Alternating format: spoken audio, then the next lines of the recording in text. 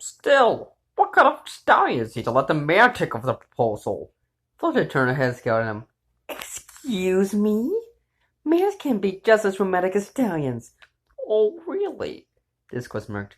Because if you're going to use us as an example, then you're out of luck. When you first met, you couldn't look points in the eye, let alone say, I love you. I still could have proposed if I wanted to. Is that so? How, exactly? Flutter smiled and she scooted closer to him. Oh, I don't know. Maybe something like this? Disco shivered as she ran her hoof up his eagle arm. It snaked its way around his neck, bringing their faces closer. And then I would lean in, she whispered, her breath caressing his ear, and ask, will you marry me? Disco sighed. That would definitely do it.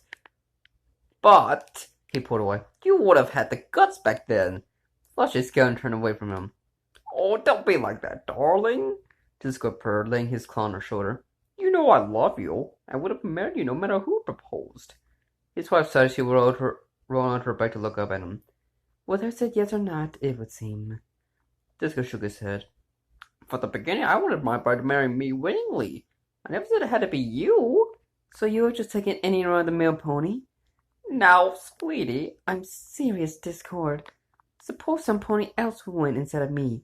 Would you have fallen for her instead? She guessed as his tail wrapped around her middle and she was lifted toward him. His face was only a breath away, his eyes staring sincerely into hers. If somebody else had come, Disco whispered, I would have married her regardless. But would I have fallen in love with her? I don't think so. So few creatures have affected me, Fluttershy.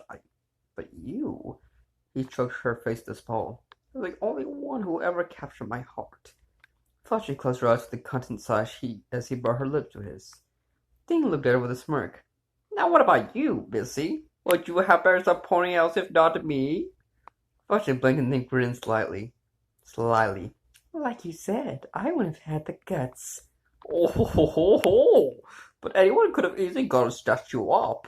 After all, when I saw you singing on stage at the Grand Galvin Gala, he whispered in her ear, you were like a siren call to my soul. Fluttershy giggled as his paw slid down her back. Discord, the kids. Discord kissed her cheek before saying, that's what the room is soundproof, my dear. Hey, you awake? Muscle grunted the sound of Scribble's voice. Am now. He opened his eyes to see her smiling above him, not wearing her hat. He was used to her coming in here, as the only time alone they could get together was when Disco was asleep. Which raised the question, he won't catch you? Scribble shook her head as she sat under covers. Nah, he and Mom are a little, she blushed, busy at the moment. Muscle's eyes widened. You were spying on them, were you? Ew, gross. No, I know, 'cause Daddy just soundproofed the room. He mouthed. And I think he doesn't trust me with you. I know, right? Even when we do get around this room, it's not like we're doing anything naughty. She huffed. Like I'm totally pleased with what he might do 8 times a week.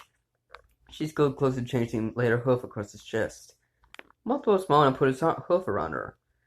Things never really went further than this whenever they spent the night together. They didn't want things to get too intense and have Disco walk in on them. No use seeing him matter.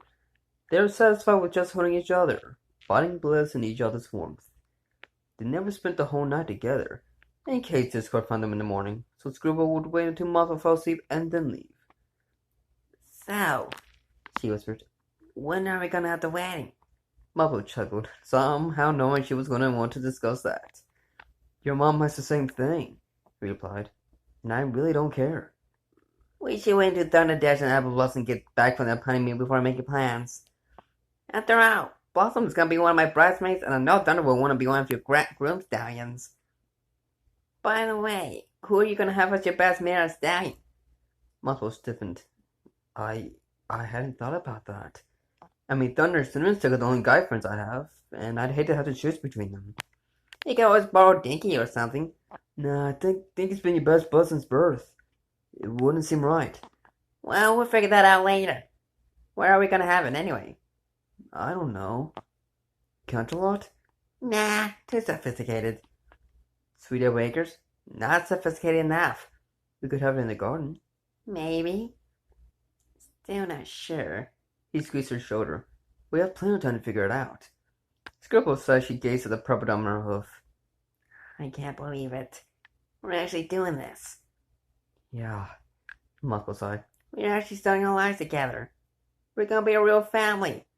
She looked up at the scene and thought, what do you think? What do you suppose our kids are gonna be like? What? The trendy judge would have fallen out of bed had Scribble not caught him. Kids? He penned. But it's gotta. We just. Oh, your horse is Marty. I only brought it up because with you being and changing and me being the dark chaos, would our kids have your powers or mine? Or both? Her eyes twinkled in excitement. Wow, that would be so cool! Muffle laughed nervously. Maybe we should take this one step at a time. I mean, kids are a big thing, and he pronounced a new thought occurred to him. Would we even be able to have them? Only royal children could reproduce, though males couldn't do it on their own, which is why they usually acquire queens. You know, his father was a stallion his mother had seduced, but could male royals breed with ponies? Hey, Scribble said softly, we don't need to think about that for a while. Right now, let's just sleep. Yeah, Muffle Marcy slowly fell back on the bed.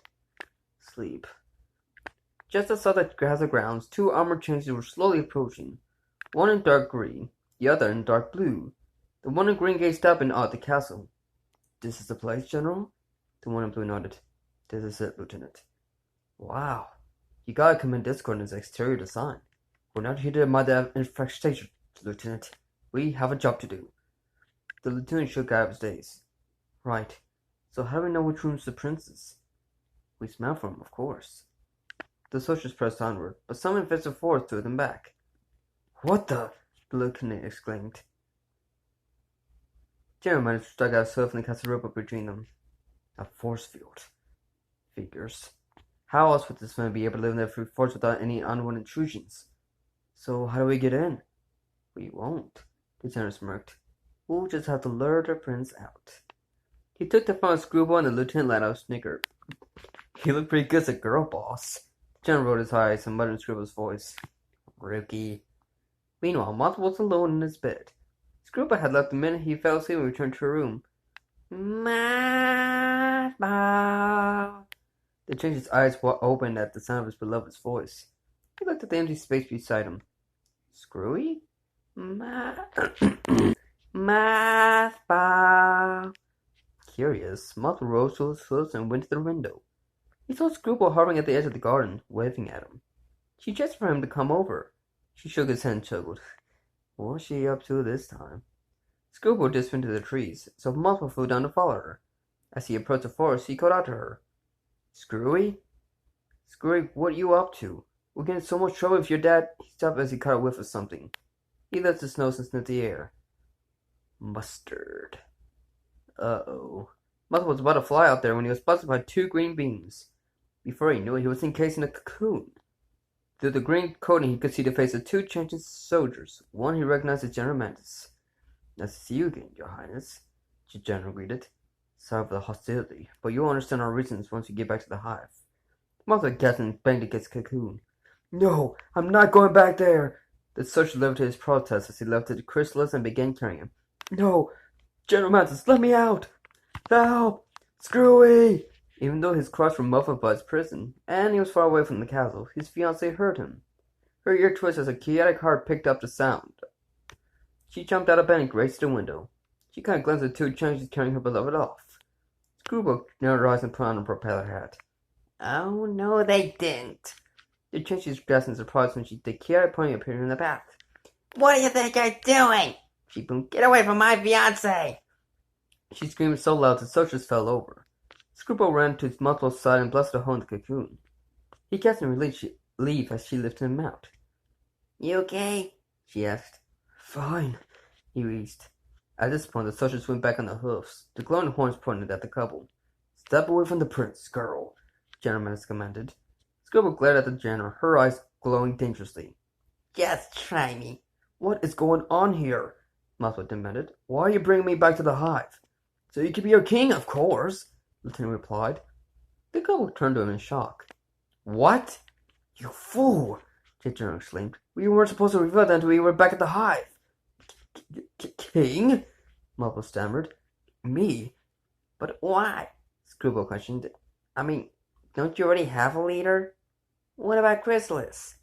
The soldiers exchanged a sorrowful glance. This surprised both Screwball and Mudball, as neither of them had seen sadness in other kingdoms. It scared them. General Max hung his head before responding. Her Majesty is dying. Dun dun dun! I was gonna have a big cheesy proposal, but I decided to make it comic. Oh yeah, and Fluttercord forever!